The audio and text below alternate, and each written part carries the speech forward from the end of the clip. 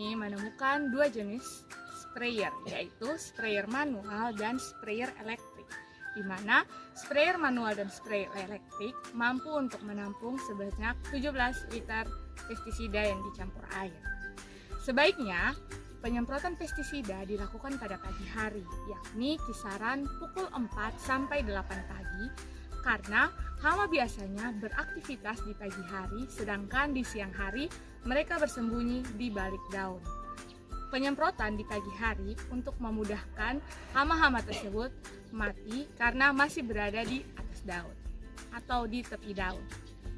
Merupakan alat penyemprot yang biasanya dinamakan hand sprayer.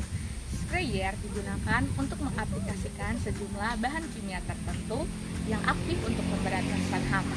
Biasanya disemprot pada daun, tangkai, atau buah. Sasaran penyemprotannya yaitu hama dan penyakit. Efisiensi dan efektivitas alat semprot ini ditentukan oleh kualitas dan kuantitas bahan aktif tersebut yang terkandung di dalam setiap butiran larutan tersemprot yang melekat pada objek sasaran tersemprot. Sprayer ini adalah alat atau mesin yang berfungsi untuk memecah suatu cairan, larutan, atau suspensi menjadi butiran cairan atau spray. Sprayer merupakan alat aplikator pestisida yang sangat diperlukan dalam rangka pemberantasan dan pengendalian hama dan penyakit tumbuhan. Dari penggunaan hand sprayer ini adalah agar mampu menentukan jumlah pelarut untuk kebutuhan budidaya tanaman tersebut. Utama sprayer adalah untuk memecahkan cairan yang disemprotkan menjadi tetesan kecil atau droplet dan mendistribusikan secara merata pada objek yang dilindungi. Kegunaan khusus sprayer sebagai berikut. Yang pertama adalah menyemprotkan insektisida dan mencegah dan memberantas hama. Yang kedua, menyemprotkan fungisida untuk mencegah dan memberantas penyakit. Yang ketiga, menyemprotkan herbisida untuk mencegah dan memberantas gulma.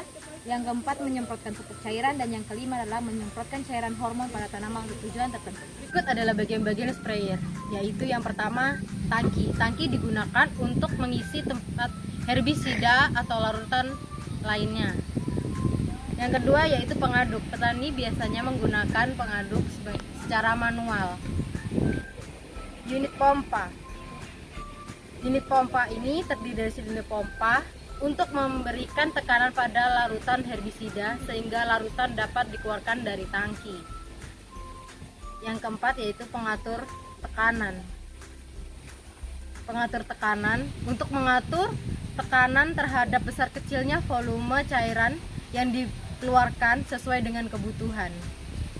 Yang berikut adalah saringan. Saringan ini untuk menyaring larutan yang akan dimasukkan ke dalam tangki. Lalu penutup. Penutup ini digunakan untuk menutup tangki supaya pada saat dikerjakan tidak tumpah dan untuk menjaga tekanan udara di dalam tangki. Selanjutnya ada tangkai pompa. Tangkai pompa ini untuk memompa cairan. Selanjutnya saluran penyemprot. Saluran penyemprot ini terdiri dari keran, selang karet, dan katup pipa di bagian ujungnya dilengkapi dengan nozzle. Lalu sabuk penggendong. Sabuk penggendong ini digunakan untuk menyandeng sprayer pada punggung. Selanjutnya pada selang karet. Selang karet ini digunakan untuk menyalurkan larutan dari tangki ke nozzle. Lalu selanjutnya ada piston pompa. Katup pengatur aliran cairan keluar dari tangki. Katup pengendali cairan bertekanan pada keluar dari selang karet. Selanjutnya, laras pipa penyalur aliran cairan bertekanan dari selang menuju ke nozzle. Lalu yang terakhir yaitu nozzle. Nozzle ini digunakan untuk memecah aliran menjadi partikel halus dan memperhalus larutan yang dikeluarkan pada saat penyemprotan. Ini adalah sprayer elektrik yang berisi 17 liter. Untuk bagian-bagiannya sama dengan sprayer manual. Yang membedakannya adalah sprayer elektrik dilengkapi dengan baterai yang dapat dilepas dan dicharger. Baterainya berada di bagian bawah sini. Cara mengoperasikannya dengan menekan tombol powernya, lalu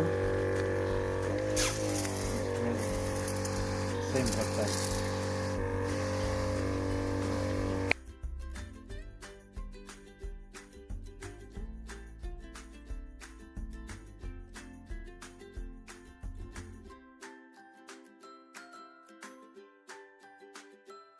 Pengoperasian hand sprayer itu yang pertama itu kita perhatikan teliti bagian-bagian dari sprayer sebelum kita gunakan. Jika terdapat kerusakan pada satu bagian sprayer, maka diharuskan dengan secepatnya kita memperbaikinya dengan part-part baru supaya kerusakan tersebut tidak mengakibatkan kerusakan pada bagian lainnya. Terus yang kedua, hal-hal yang sering diperhatikan yaitu kurangnya pemberian pelumas sehingga membuat katup sering macet. Seringnya penggunaan yang membuat sprayer membesar sendiri, sering terjadi aus serta kotor pada keran atau pengatur, sering terjadi aus pada packing atau segel, waspada akan terjadi kebocoran. Terus yang berikut, yang ketiga, dalam pemakaian sprayer yaitu sesuai kegunaannya saja.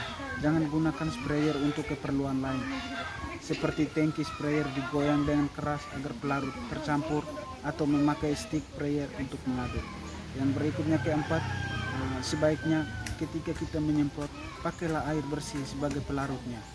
Yang kelima, setelah selesai digunakan, cucilah sprayer beberapa kali.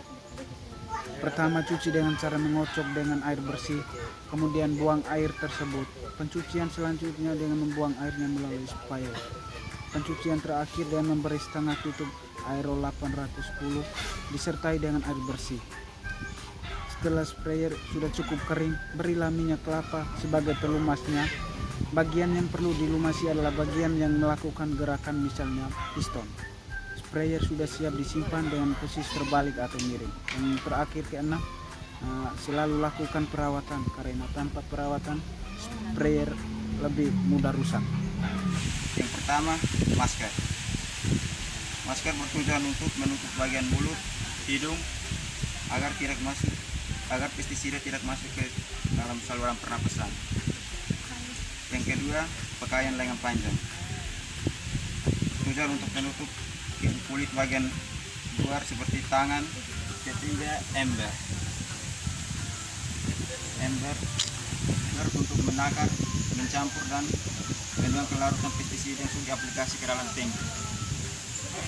Informasi tambahan yang kami dapatkan dari salah satu petani di Manikin, yang pertama, sebaiknya pestisida untuk gulma tidak dicampurkan dengan herbisida karena larutan pestisida menjadi tidak efektif dalam membasmi hama dan gulma. Ada tanaman yang terpengaruh terhadap campuran pestisida, tapi ada tanaman yang ikut terpengaruh sehingga dapat meracuni tanaman tersebut dan tidak tepat sasaran dalam mengatasi hama dan gulma. Yang kedua, menurut salah satu petani setempat, masih banyak petani yang kurang paham dengan penggunaan pestisida. Kebanyakan petani ketika melihat